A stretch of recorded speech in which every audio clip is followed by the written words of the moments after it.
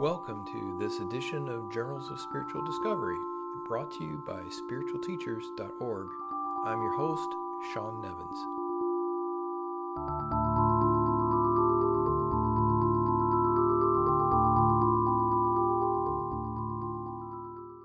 Hello and welcome to the Journals of Spiritual Discovery podcast. Before we begin, there's two upcoming events that I want to mention.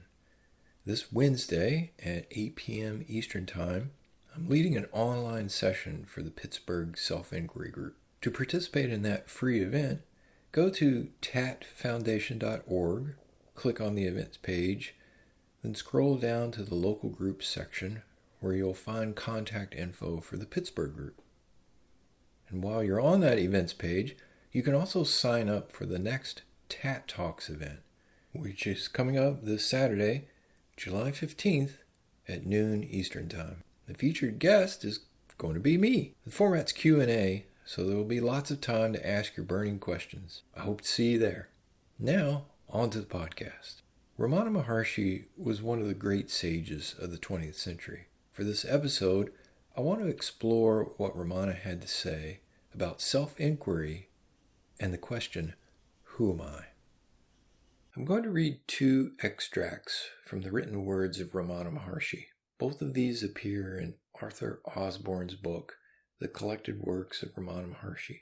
Though Osborne uses some Hindu terminology, I've chosen primarily to use his English translations of these terms during this reading. And one thing to keep in mind is that I will be using the term self a lot, but when Ramana refers to self, it's always the capital S, self, meaning the absolute. If he's talking about the personal self or the day-to-day self, he always uses the term, in this particular reading, individual self. So the first one that I will read is an extract from a piece that Ramana wrote called, Who Am I? Every living being longs always to be happy, untainted by sorrow, and everyone has the greatest love for himself, which is solely due to the fact that happiness is his real nature. Hence, in order to realize that inherent and untainted happiness, which indeed he daily experiences when the mind is subdued in deep sleep, it is essential that he should know himself. For obtaining such knowledge, the inquiry, who am I, in quest of the self is the best means. Who am I? I am not this physical body, nor am I the 5 organs of sense perception. I am not the 5 organs of external activity, nor am I the 5 vital forces. Nor am I even the thinking mind. Neither am I that unconscious state of nescience which retains merely the subtle latencies of the mind, while being free from the functional activity of the sense organs and of the mind, and being unaware of the existence of the objects of sense perception. Therefore, summarily rejecting all the above-mentioned physical adjuncts and their functions, saying, I am not this, no, nor am I this, nor this. That which then remains separate and alone by itself, that pure awareness is what I am. This awareness is by its very nature, existence, consciousness, bliss. If the mind, which is the instrument of knowledge and is the basis of all activity, subsides, the perception of the world as an objective reality ceases. Unless the illusory perception of the serpent and the rope ceases, the rope on which the illusion is formed is not perceived as such. Similarly, unless the illusory nature of the perception of the world as an objective reality ceases, the vision of the true nature of the self, on which the illusion is formed, is not obtained. The mind is a unique power in the Atman, whereby thoughts occur to one. On scrutiny as to what remains after eliminating all thoughts, it will be found that there is no such thing as mind apart from thought. So then, thoughts themselves constitute the mind. Nor is there any such thing as the physical world apart from and independent of thought. In deep sleep there are no thoughts, nor is there a world. In the wakeful and dream state, thoughts are present, and there is also the world. Just as the spider draws out the thread of the cobweb from within itself and withdraws it again into itself, in the same way the mind projects the world out of itself and absorbs it back into itself. The world is perceived as an apparent objective reality when the mind is externalized, thereby forsaking its identity with the self. When the world is thus perceived, the true nature of the self is not revealed. Conversely, when the self is realized, the world ceases to appear as an objective reality. By a steady and continuous investigation into the nature of the mind is transformed into that to which the I refers, and that is in fact the self. Mind has necessarily to depend for its existence on something gross. It never subsists by itself. It is this mind that is otherwise called the subtle body, ego or soul. That which arises in the physical body as I is the mind. If one inquires whence the I thought in the body arises, in the first instance, it will be found that it is from the heart. That is the source and stay of the mind.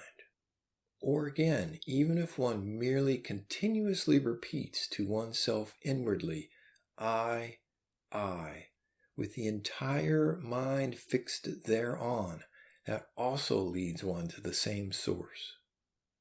The first and foremost of all the thoughts that arise in the mind is the primal I thought. It is only after the rise or origin of the I thought that innumerable other thoughts arise.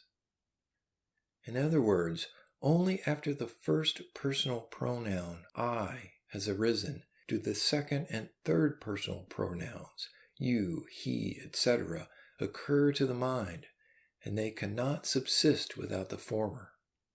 Since every other thought can occur only after the rise of the I thought, and since the mind is nothing but a bundle of thoughts, it is only through the inquiry, who am I, that the mind subsides. Moreover, the integral I thought implicit in such inquiry, having destroyed all other thoughts, gets itself finally destroyed or consumed, just as the stick used for stirring the burning funeral pyre gets consumed. Even when extraneous thoughts sprout up during such inquiry, do not seek to complete the rising thought, but instead deeply inquire within, to whom has this thought occurred? No matter how many thoughts thus occur to you, if you would, with acute vigilance, inquire immediately, as and when each individual thought arises, to whom it has occurred, you would find it is to me. If then you inquire, who am I? The mind gets introverted and the rising thought also subsides. In this manner, as you persevere more and more in the practice of self-inquiry, the mind acquires increasing strength and power to abide in its source. It is only when the subtle mind is externalized through the activity of the intellect and the sense organs that gross name and form constituting the world appear. When, on the other hand, the mind stays firmly in the heart, they recede and disappear. Restraint of the outgoing mind and its absorption in the heart is known as introversion. The release of the mind and its emergence from the heart is known as objectiveness.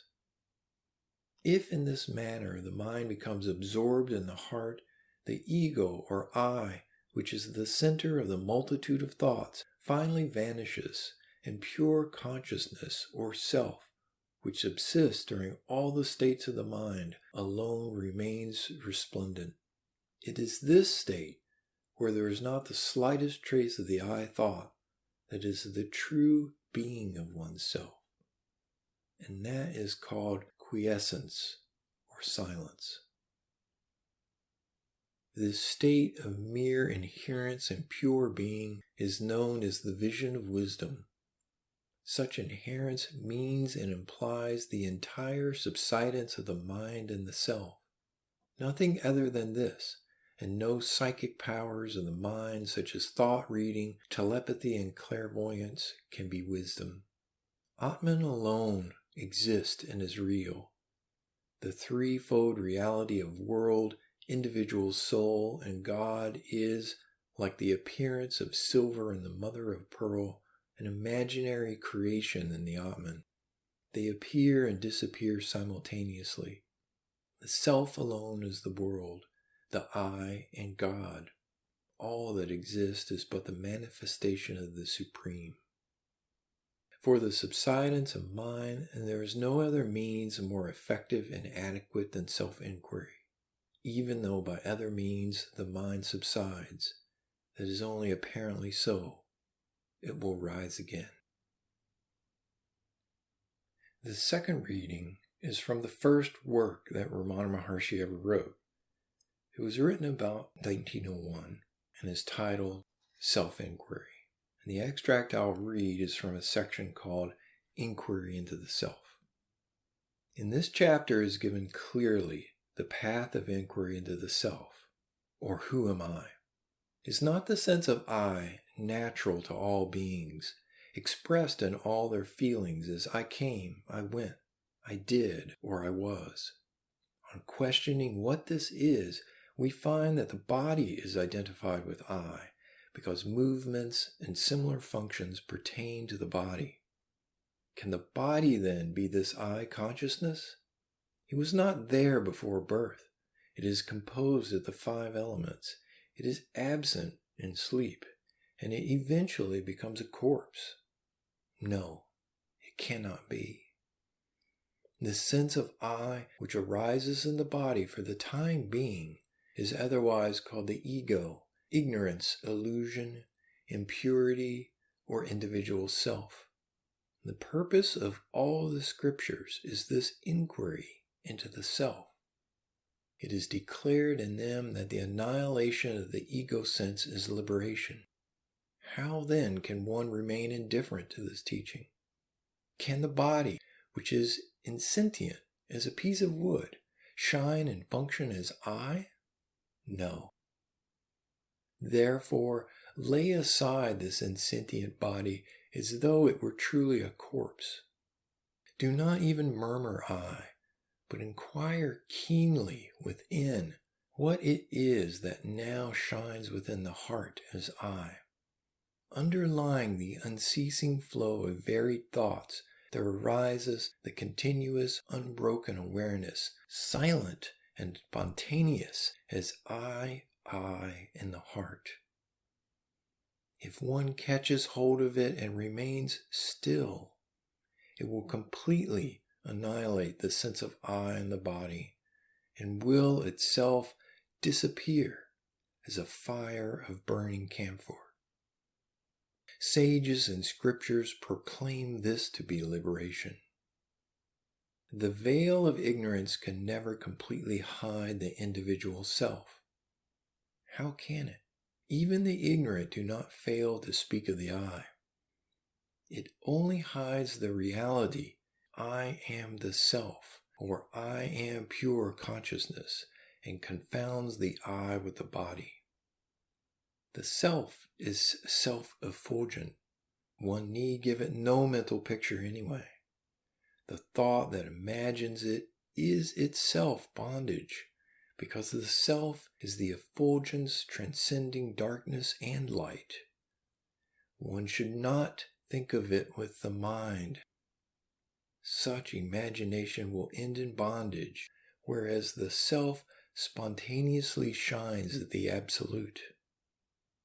This inquiry into the self in devotional meditation evolves into the state of absorption of the mind into the self and leads to liberation and unqualified bliss. The great sages have declared that only by the help of this devotional inquiry into the self can liberation be attained, because the ego in the form of the I thought is the root of the tree of illusion. Its destruction fells illusion, even as a tree is felled by the cutting of its roots. This easy method of annihilating the ego is alone worthy to be called devotion, knowledge, union, or meditation. In the I am the body consciousness, the three bodies composed of the five sheaths are contained. If that mode of consciousness is removed, all else drops off of its own accord. All other bodies depend on it. There is no need to eliminate them separately, because the scriptures declare that thought alone is bondage. It is their final injunction that the best method is to surrender the mind in the form of the I thought to Him, the Self, and keeping quite still, not forget Him.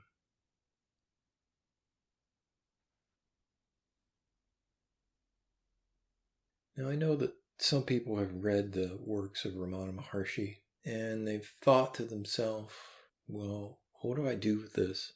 Or they find that meditating on who am I is a dry, rote sort of practice.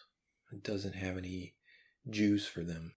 And my response to that is that you definitely should always pursue that which is of most meaning to you, or most interesting to you, or generates the deepest curiosity in yourself. And I don't mean curiosity about what new show is on television tonight, of course, but that inner curiosity, the desire to know your source. You can really think of when Maharshi is asking that question, who am I? That is, it's a distillation of that curiosity that we all have. The words may not be the words that have meaning for you, but the spirit of that question, who am I, is what he's asking you to pursue and to turn inward to look for. And that's the thread that he's talking about. Who am I? Where does that I emanate from? What is that source? There is value in pursuing that inquiry, that interior inquiry, not just saying to yourself mentally, who am I, but looking, keenly looking, observing, watching inside yourself for that point or that place from which the I thought is emerging, and holding the mind and the attention on that. Thank you for listening to this edition of Journals of Spiritual Discovery. I'm your host, Sean Nevins. For more information about today's guest, as well as more interviews, books, and other resources, go to spiritualteachers.org. That's spiritualteachers.org.